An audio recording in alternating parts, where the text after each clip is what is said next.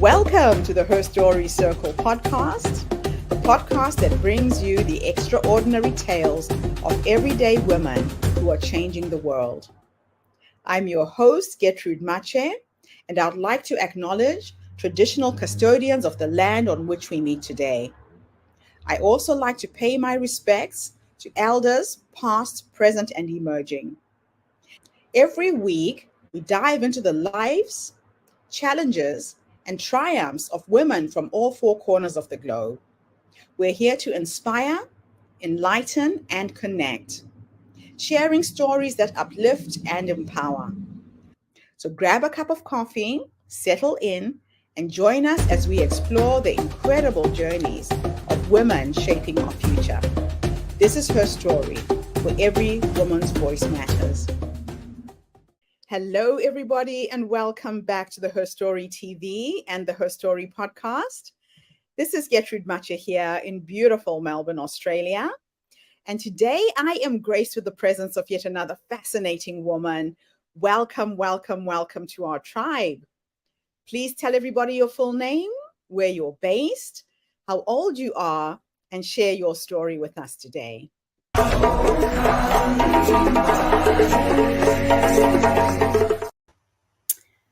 Hi, Gertrude and the crew. I am Suzannah Hyland, and I live on the Mornington Peninsula in Melbourne, Australia. And I'm very passionate about women finding their voice and women following their own true path. My story is a complicated one, like all of ours are, but mine's complicated because of my own choices.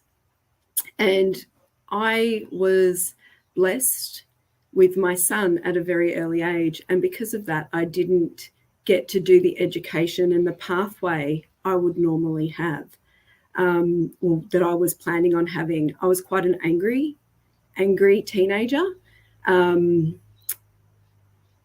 And I blamed everyone around me for my circumstances. I had a good family and I was loved growing up, but that didn't change the fact that I had low self-esteem and I didn't like who I was. And anyone who showed me kindness, I lashed out at. And anyone who tried to help me, I wasn't interested at. So school was never a happy, safe place for me. And if we fast forward a little bit, I then became a mum at a young age. And I thought, that's it. This is my life. I am now going to be a mother to this beautiful boy. And I get to choose if I let this anger and frustration and low self-esteem eat at me, or if I then choose to choose something else. Because if I let that happen to me, that was going to affect his life for the rest of his life. He would have taken on that anger and that bitterness and that resentment. And when I held my baby, I literally could not do that. And it was from that moment that I started changing. And it wasn't a quick overnight change. It was lots of little moments and lots of time that it took for that to unfold and unpack.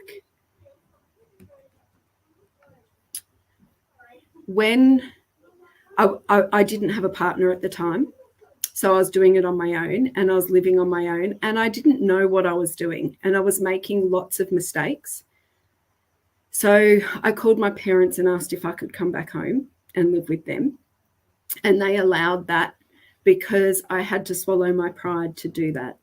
And when I moved back home, they started loving me the way they always had, but I allowed them this time.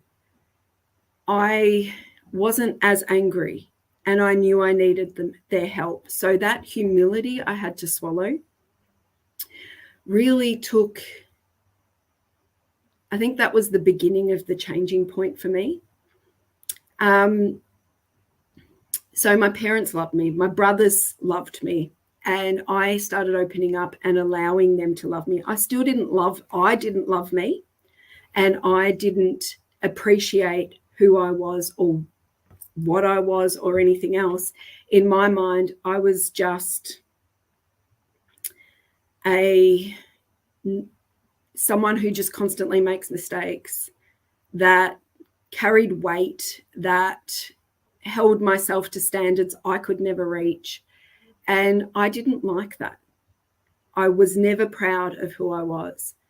But slowly, I started making choices in my life. And one of those choices was, I had a few guys who were interested. I've jumped forward a little bit. So one of those choices was, I started looking after myself. I stopped doing habits like smoking that was very bad for me.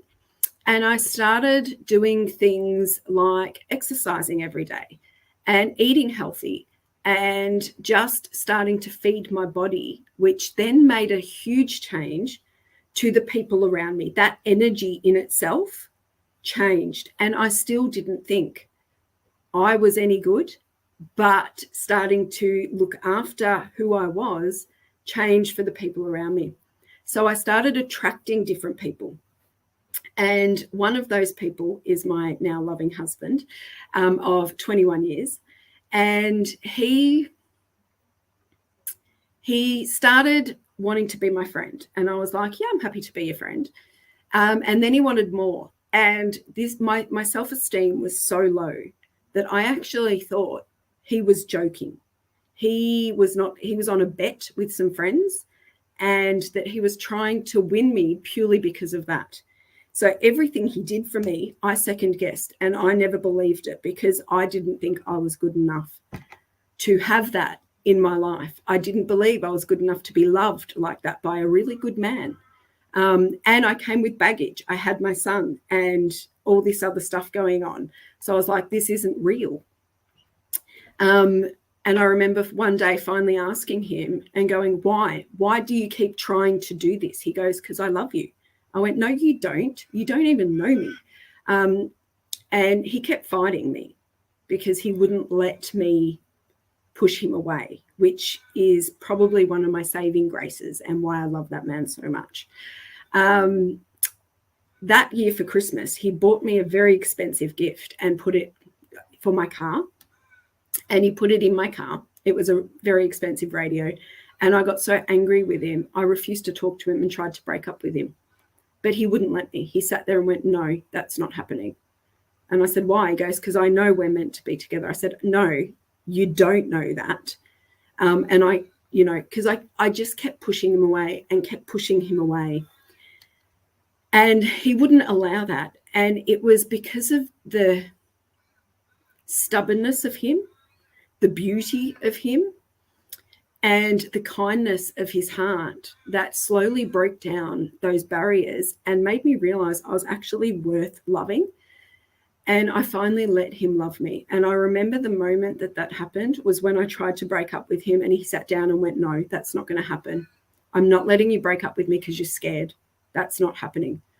And it was that moment I sat there and went, I'm going to love this man forever. He's changed me. He has let me know I'm worth loving. And from that moment, lots of other changes happened. He asked me to marry him. We got married. We've had another child, which has been lovely. Both of whom are grown up now because I'm very old.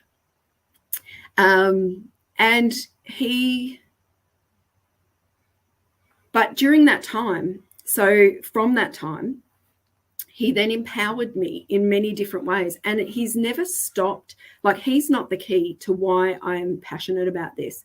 I'm passionate about this because he showed me that women often in this day and age don't think they're good enough to just be loved or be themselves. So through his love and his care, I said to him one day, I think I want to do an arts course in artistry, like painting and drawing. And he said to me, do it. I said, but I never have done that before, because every time I painted or drew as a kid, and I loved doing this, I would hide it because I was so scared of getting criticized for putting myself out on paper. So I would hide it. I would rip it up. I wouldn't show anyone.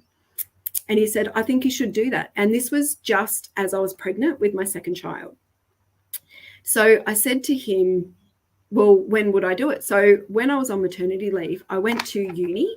I put a portfolio together while I was still pregnant and put the application in. And then after I had Tyler, my second baby, I went to uni and I did a diploma in graphic design, where I got to learn finer techniques and drawing and that sort of stuff.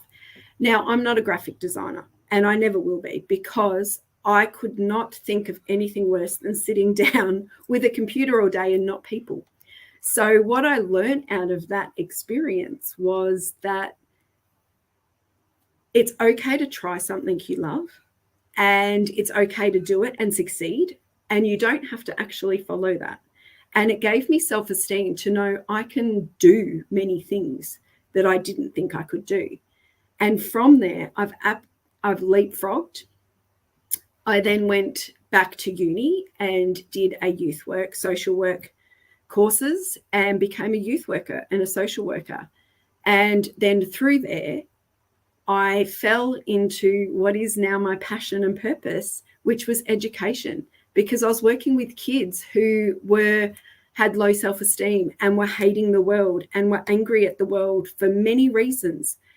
And I was like, I get that. I was that kid. And I followed one of them who was very, very angry to this alternative education setting.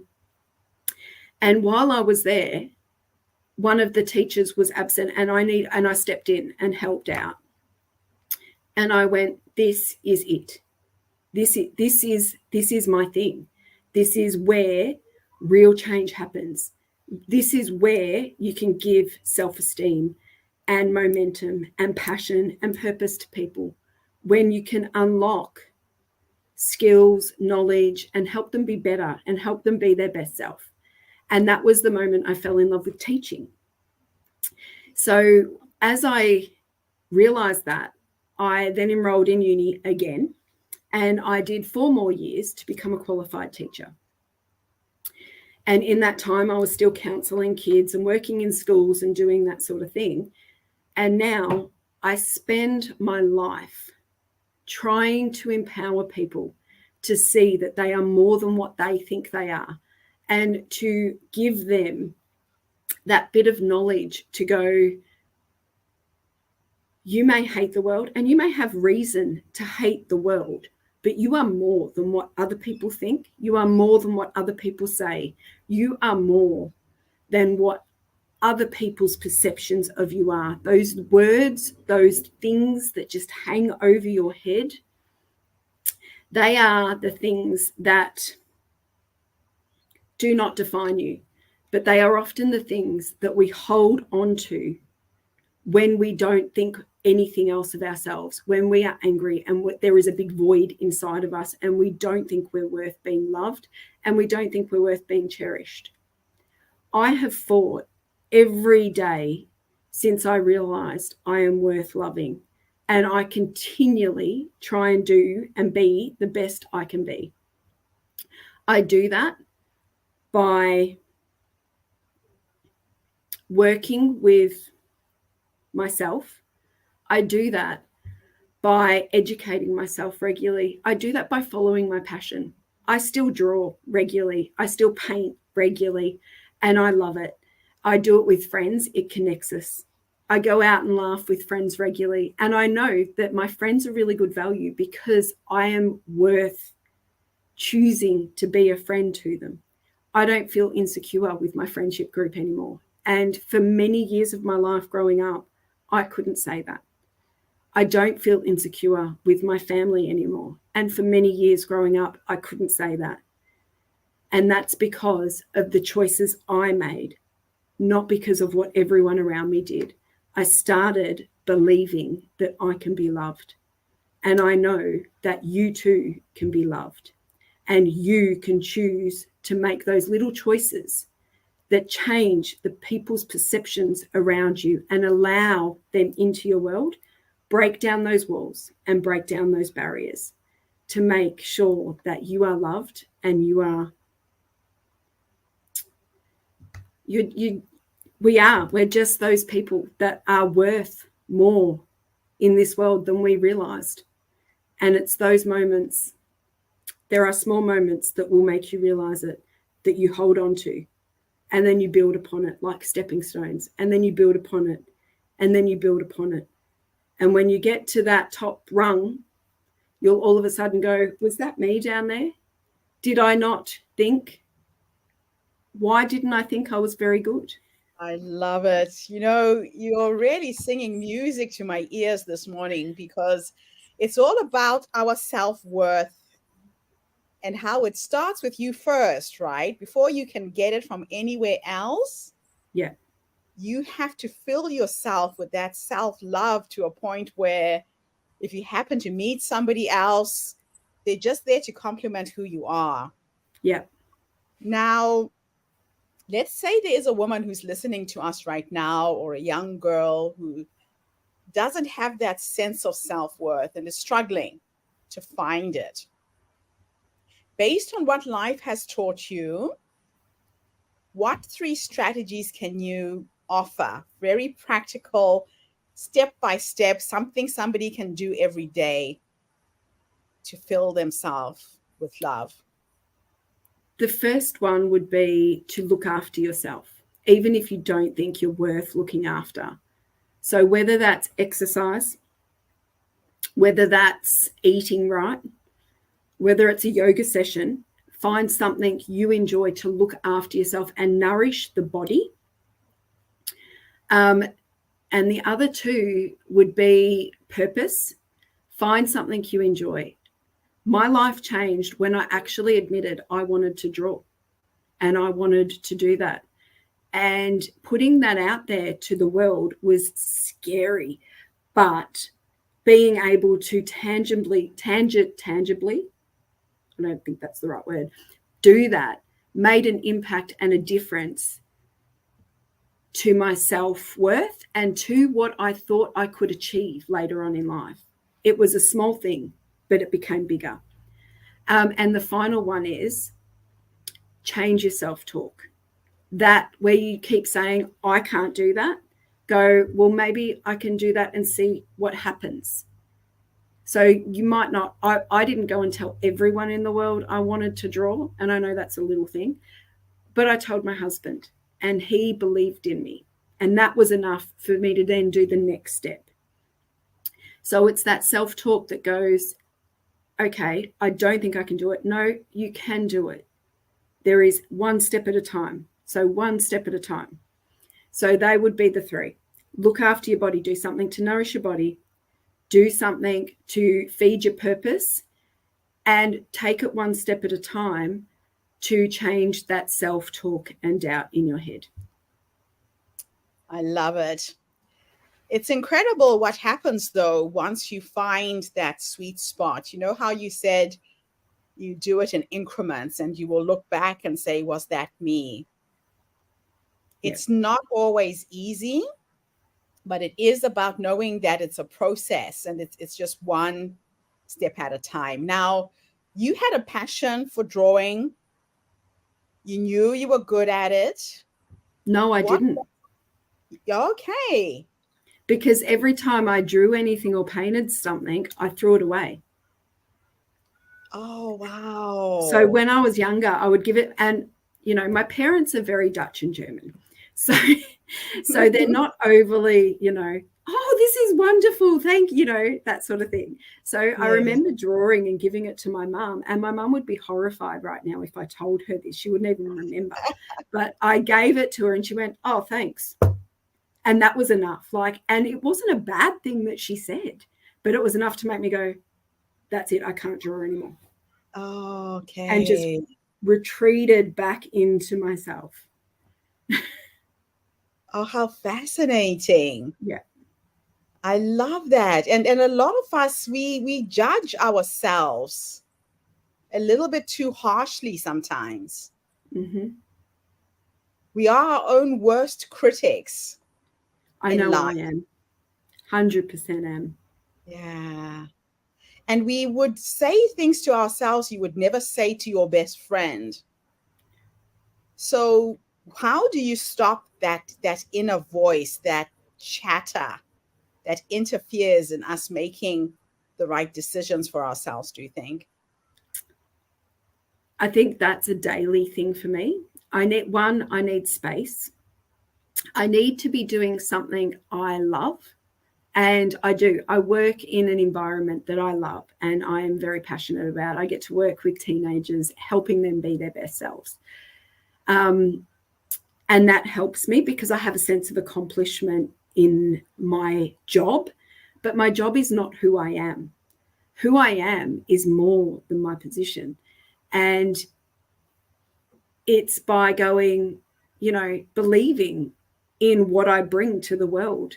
And it is slowly changing those conversations. I have conversations with my friends all the time and walk away and think, what did I say? What are they going to think? And then I remember they're really good people. That's why I've chosen to have them in my life. And it's something like that thought that instantly changes me, because I remember I'm actually in control of who I allow in my life. And I'm in control of how I think about me. And I'm actually in control about how that plays out, as opposed to, I've just said that and I'm now going to ruminate about how they think and what they say, because I don't think I'm good enough to be their friend. That's not true. I've chosen them to be my friend because they're good people. And I think that was a big changing point for me. I was listening to a podcast the other day, and they were talking about being the observer of our thoughts. How you get to that point where you catch yourself thinking something negative. And the choice you have around it is either you believe it or you just observe it and you're just aware of it and you say, well, that's not really true. Like you're saying, you have that constant choice. Yeah. On a day-by-day basis. Now you're working in a world where you are empowering young girls through school where you're working right now. I know a lot of teenage girls are not in a good place because they are bombarded with social media, the whole thing around their personal self-image, and they have access to technology that can work for them and against them. And a lot of times it's working against them. Yeah, it is. What are the tools that you can impart for parents to be aware of in terms of how they can help and support their daughters? So I'll give you 3 tools. The first one is be careful of your own self-talk in the house. For me personally, my mum always said I was beautiful, and I never believed her because she was constantly dieting and she was constantly trying to make herself change and her own image. And I felt I wasn't as attractive as I could be. And also be aware of the words you're saying, not just about yourself, but about the people on TV. Like, are you saying this actress is too heavy to be here? Or is this person not like too over the top, too aggressive instead of too assertive, where you would a man? So those sort of comparisons in life in general, a passing comment can get held onto by a young female like nothing else. And you might not think much of it because it's just what happens, but they might hold on to that and go, right, now I need to work harder and harder because I'll never reach that where you think I should be. And the other one I would say is have conversations with them regularly about what they're interested in. So if they're interested in dieting a lot and being healthy, just monitor that. So make sure maybe you do it together and it's a healthy environment where we're focusing on a balance of eating right and help eat. So it doesn't become a fanatic thing that you then need, or a problem that needs to be fixed. Or with the social media, talk about what they're looking at social media, even share things with them on social media. So you've got that community and you are a part of that world, not separate. I love it. I absolutely love it. Yeah, and you really have to have your finger on the pulse, because a lot of young girls are getting caught in not eating properly, binge eating. Yeah. And then, of course, you end up with anorexia and all the other things that come with that. Okay. So you were intuitively an artist by the sound of it. It was something you were drawn to. It was something you liked to do. A lot of times as parents, we fail to pick up on the intuitive gifts that our children have, and we try and channel them in a direction we feel they should be going to for whatever reason. How can parents pick up on what their children are really good at and emphasize on that? Listen to them. So if they're talking a lot about, I don't know, I'm thinking of my son, motorbikes and music. My son is a music genius almost. He was singing and playing every instrument from an early age. My oldest son was telling jokes regularly, and now he's interested in being a comedian. And my youngest son is a musician. And I would say it's about not saying you can't do that. It's about saying, because I know those sort of careers, artistic careers, are scary because there's not a clear pathway and there's not a clear, this is how you can, build a secure future, particularly in this day and age where things are so economic driven. So you want your kids to have a secure future, but I would encourage you to say to them, what can I do to support you in this? Do you need music lessons? Do you want to go and join the local football team? Do you want to, tell jokes, or do you want to practice with the family on special family nights? Whatever it is that they're interested in, what can I do to support you to do that? And know that if it's something they're really passionate about, they're probably going to try it and fail and go, I don't want to do this anymore. So you're going to want to do and have an open conversation that says, do you really not want to do this anymore? Or are you scared of failing? Because you haven't failed. And what you just did here, where you didn't hit where you wanted to do, that's the learning zone. And that just means you're getting better. And that means you can work on that and get better and better and better and actually beat where you think you should be. I love it. I love it. It's those incremental steps you keep talking about, right? Yeah. So now let me take you into the future. Let me teleport you into the future you. You're now 90 years old and you're sitting in your rocking chair, surrounded by your children, your grandchildren, your dogs, and your cats. And you could have a conversation with the future you, this wise woman who's led you to that point. What would you say to her based on how you're living your life right now? Keep living. Don't be afraid. Take every opportunity. Have the awkward conversations. Have the awkward moments. Every one of them is worth it. Because if you're feeling nervous and scared, it's because you're about to do something brave. So step into that braveness and take the leap. And don't let it stop you. I absolutely love it. The other reason why I love to ask that question is that a lot of women don't realize that that wise woman already exists within us. She's already there. She's already guiding you into the future. And we need to learn to trust ourselves, because we're always looking outside of ourselves for the answers, but the answers are really within. Mm-hmm. Suzi, it's been an absolute pleasure talking to you today and interviewing you. It's really wonderful to have you being a part of our tribe. I'm really excited that I got to meet you in person, and you're going to be featured in the HerStory magazine.